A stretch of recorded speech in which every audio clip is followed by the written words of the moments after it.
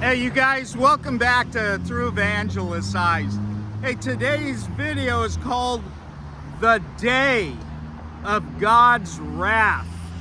The Day of God's Wrath. And we're in Psalms 110, verses 1 through 6. But let me read starting at verse 5. The Lord is at thy right hand. He will shatter kings in the day of his wrath. He will judge among the nations. He will fill them with corpses. You know what? The day of God's wrath ought to be before our eyes.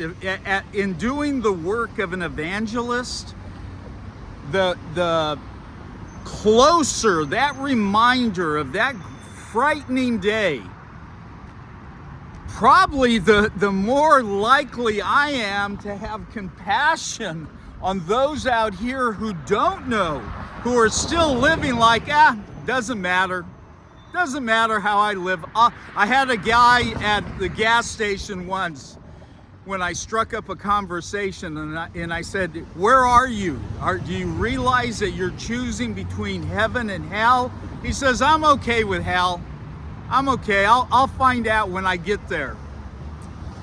Whoa, wrong time to jump out of a plane and say, oops, I forgot my parachute. Not a good idea. And I hope that even in our remembrance of the day of wrath, of being God's enemy, we remember that amazing grace that came called forgiveness. God says to trust Him, to turn to Him. That's what repentance is. It's turning around from the way you're going. And it's turning to God and saying, here I am. Grant me the mercy that came by way of Jesus.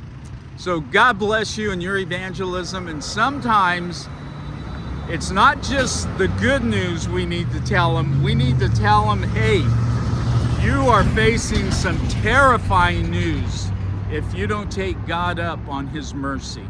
God bless you in your evangelism. And here we go to warn them about the day of wrath. Here we go.